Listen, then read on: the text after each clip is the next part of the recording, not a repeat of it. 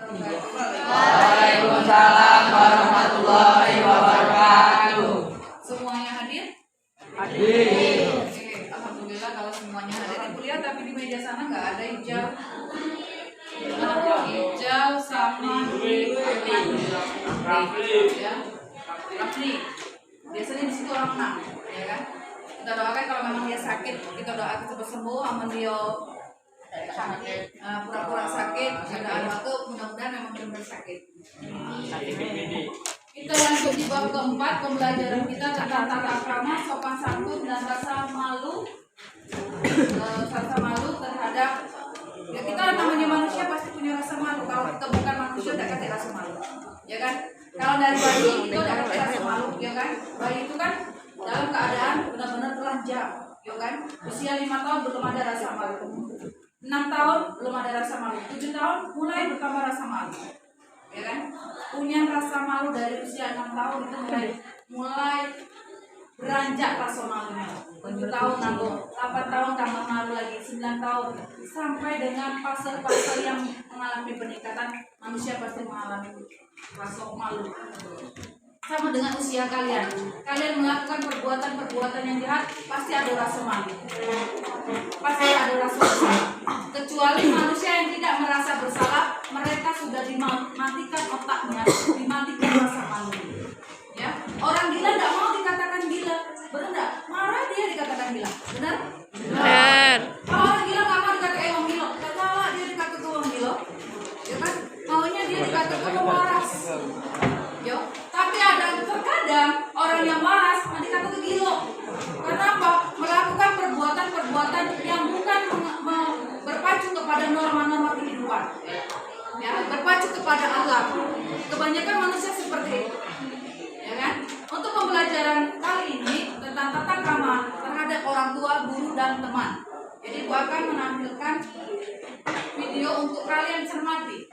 Dan ada peraturan yang disepakati, perilaku yang wajar terjadi antar manusia dengan manusia lain. Sedangkan sopan santun Bingung sih kok.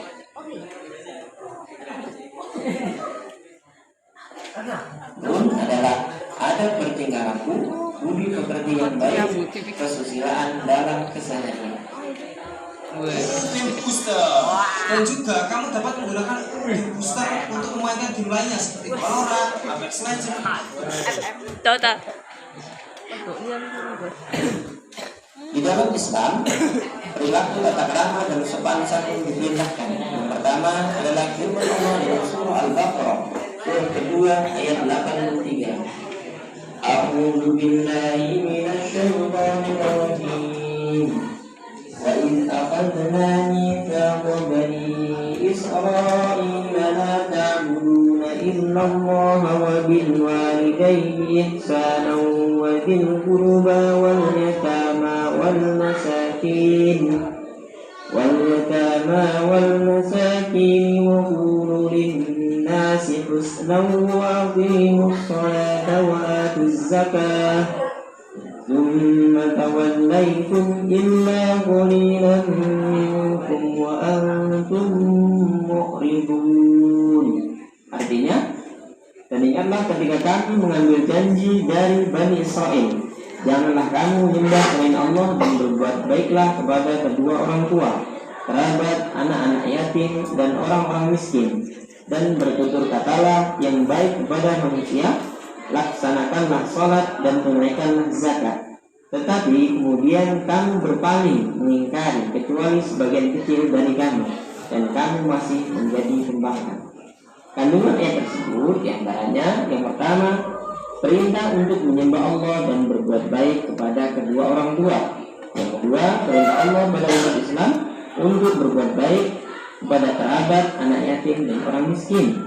Yang ketiga, perintah untuk melaksanakan sholat dan menunaikan zakat.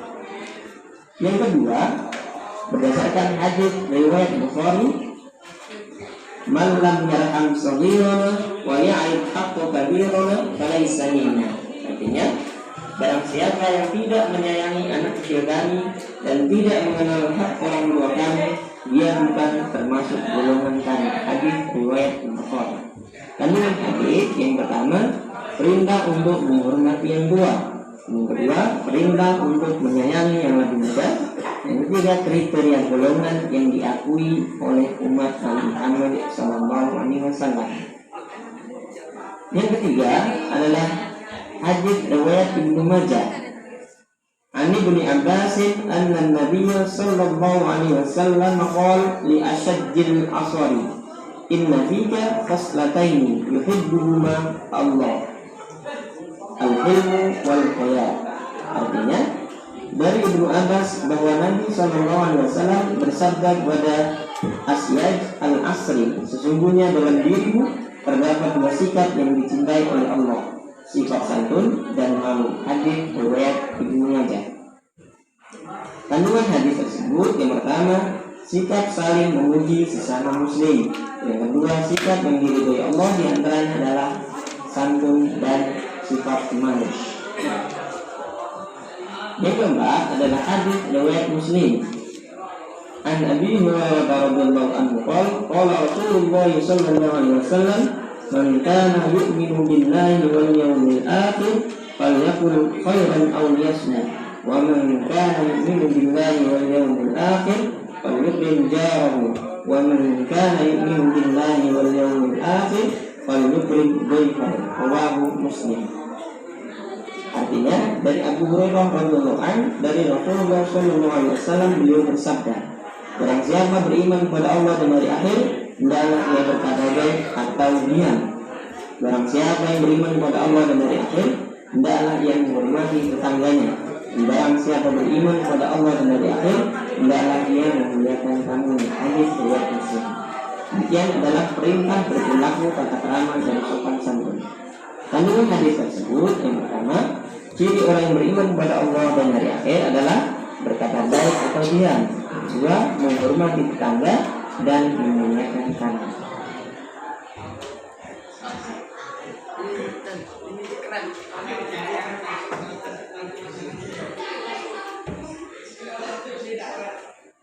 Adapun penerapan perilaku tata krama dan sopan santun dalam keseharian, diantaranya yang pertama dalam komunikasi lisan, yang kedua dalam komunikasi tulisan, yang ketiga dalam bersikap dan berperilaku, dan yang keempat dalam berpakaian dan berbusana. Yang pertama adalah tata krama dan sopan santun dalam komunikasi lisan, diantaranya berbahasa yang baik dan sopan, menghindari kata-kata kotor yang bisa menyinggung perasaan. Yang kedua, ketika berbicara pada orang yang lebih tua atau dituakan, menjaga pandangan mata sehingga tidak mendengar ke atas. Yang ketiga, tidak mendominasi pembicaraan, menjadi pendengar yang baik, mempersilahkan orang lain, memberi kesempatan untuk berbicara.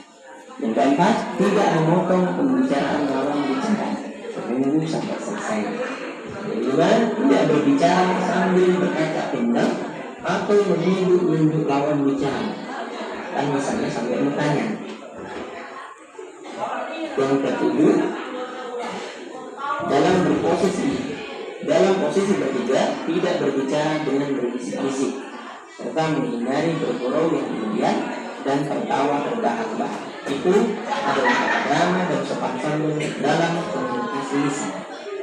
Yang kedua adalah tata krama dan sopan santun dalam komunikasi tulisan, misalnya menggunakan sosial media. Tata kramanya diantaranya adalah yang pertama, memilih kalimat yang baik ketika menggunakan sosial media. Yang kedua, mengunggah gambar, foto atau meme yang baik, menghindari kata-kata kotor dan makian, tidak menyinggung perasaan orang lain, terutama menghindari isu sara, tidak mudah menyebar hal pribadi di sosial media, serta menghargai dan menghormati privasi dan hak pengguna sosial media lainnya. Yang ketiga adalah tata krama dan sopan santun dalam bersikap. Misalnya ketika berbicara, maka yang pertama adalah tidak menyilangkan kaki dan tangan. Yang kedua, menghindari kontak mata. Boleh kontak mata, tapi tentunya singkat, tidak boleh menatap terlalu lama. Bahu dan dalam posisi santai, muka berseri, tersenyum, tertawa pada situasi dan kondisi yang tepat. Yang keempat adalah tata krama dan sopan santun dalam berpakaian. Allah Ta'ala berfirman dalam surah Al-A'raf surah ke-7 ayat 26. A'udzu billahi minasyaitonir rajim. Ya bani Adam qad anzalna 'alaikum libasan yuwari sawatikum wa risha wa libasut taqwa dzalika khair. Dzalika min ayatillahi la'allahum yadhakkarun. Wahai anak cucu Adam, sesungguhnya kami telah menyediakan pakaian untuk menutupi auratmu dan untuk perhiasan bagimu. Tetapi pakai takwa itulah yang lebih baik. Demikianlah sebagian tanda-tanda kekuasaan Allah. Mudah-mudahan mereka ingat. Kata karena dan sopan santun dalam berpakaian diantaranya yang pertama menutup aurat baik laki-laki maupun wanita. Yang kedua tidak menyerupai lawan jenis. Jadi pakaian laki-laki tidak digunakan oleh wanita dan pakaian wanita tidak digunakan oleh laki-laki. Yang ketiga tidak berlebihan. Keempat tidak ketat sehingga memperlihatkan lembut tubuh kita. Yang kelima tidak transparan. Yang ketiga hikmah perilaku tata krama dan sopan santun dalam keseharian.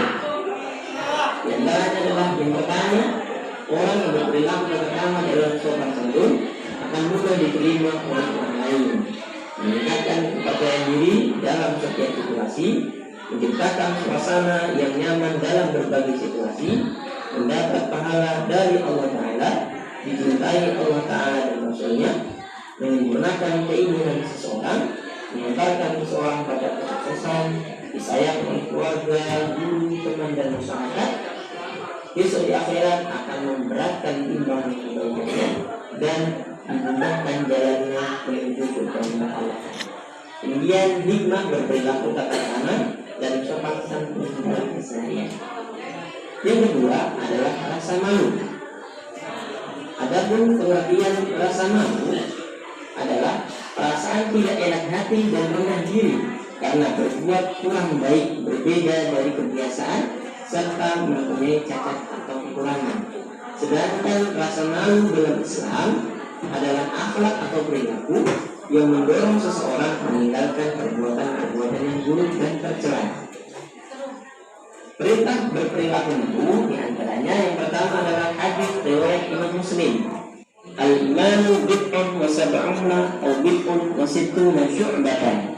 Fa'abdalwa qawlu la ilaha illallah wa adnaha imadatul adha 'anil tariq wal haya'u syu'batun minal iman. Artinya iman itu ada 70 sekian atau 60 sekian cabang.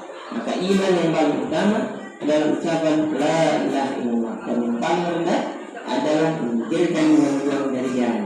Dan malu adalah salah satu cabang dari iman. Hadis riwayat Muslim. Kandungan hadis tersebut yang pertama adalah urgensi kalimat tauhid la ilaha illallah. Yang kedua, sifat malu merupakan cabang dari iman. Yang kedua, perintah berperilaku malu berdasarkan hadis riwayat Imam Bukhari.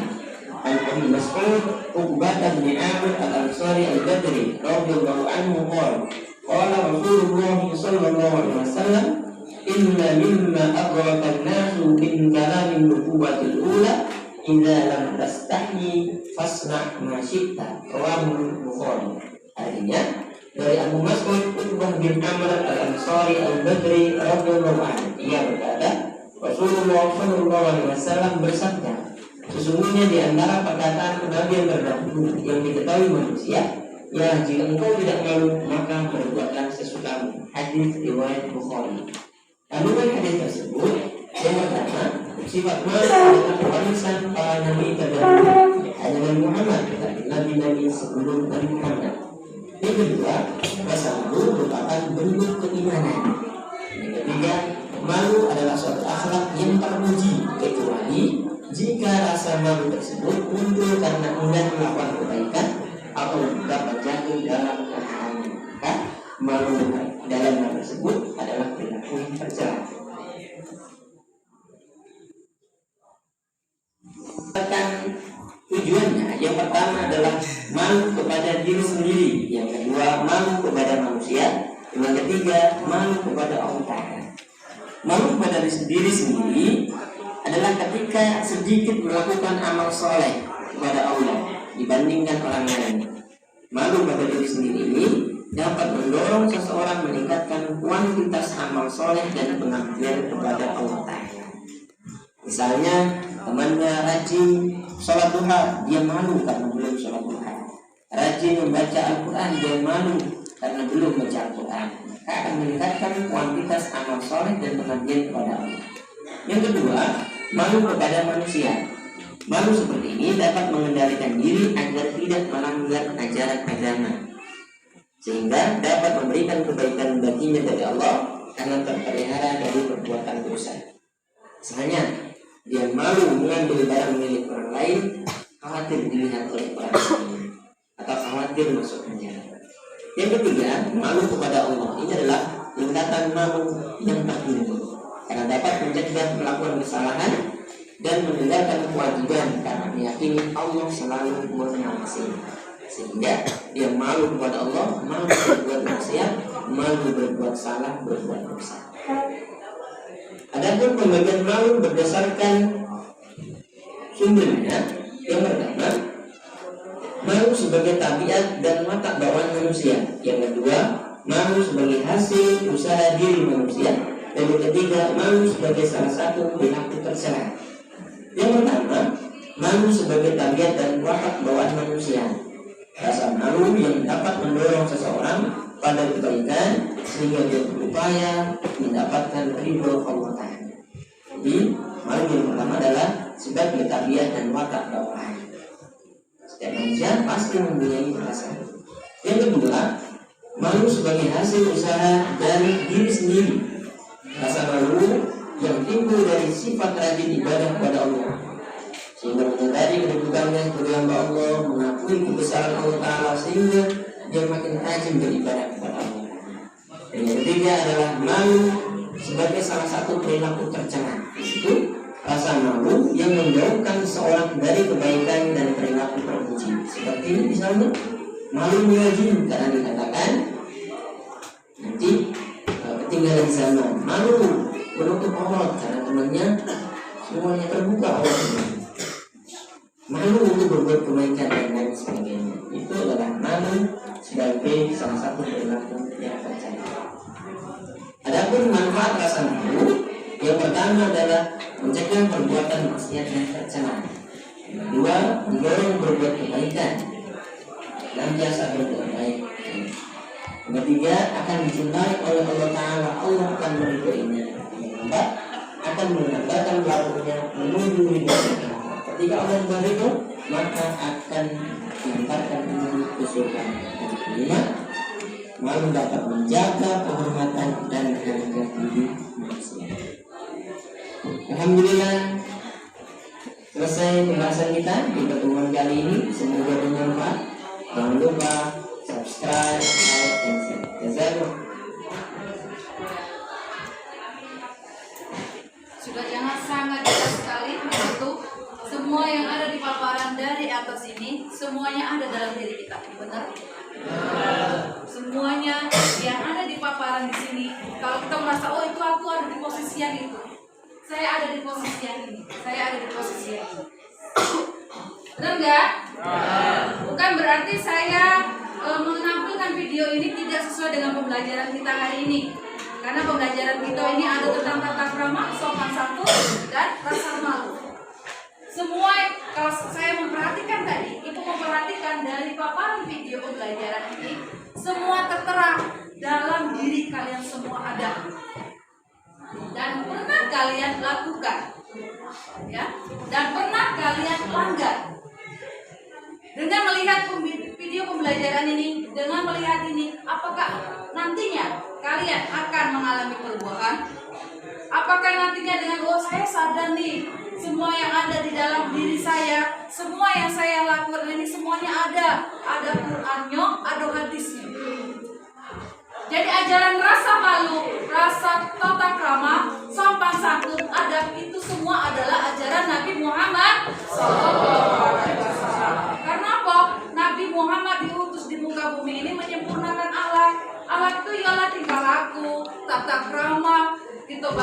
dengan orang tua, baik dengan sesama, dengan teman, ya kan? Kalau saya perhatikan seperti itu, semua ada di dalam diri kita. Ya Allah, ya, saya pernah melakukan ini. Dengan pembelajaran hari ini, apakah kalian akan mengalaminya seperti itu lagi, mengulanginya lagi, apa akan berubah? Saya tanya, dengan kalian sudah melihat pembelajaran ini, apakah anda, saudara-saudara, anak-anak akan mengalami perubahan? Perubahan artinya perubahan hijrahnya itu menjadi lebih baik. Saya tanya, berjanjilah pada diri sendiri, saya mau berubah, saya mau hijrah, saya akan memperbaiki diri saya. Oh, semuanya ada tertera di dalam hadis, semua ada tertera di dalam Al-Quran, ya kan? Jadi sekarang kita buat 3 kelompok, 1 kelompok audio, 1 kelompok visual, dan 1 kelompok kinestetik. Untuk yang kinestetik ini kelompok 2 yang buat tata krama terhadap guru dan teman. Silakan kalian duduk, yang kinestetik duduk di gazebo, ya kan? Yang kinestetik ini rombongan Vicky, Saputra, Septian, Faril, dan lain sebagainya. Silakan duduk di gazebo. Untuk kalian silakan bawa bukunya. Assalamualaikum warahmatullahi wabarakatuh.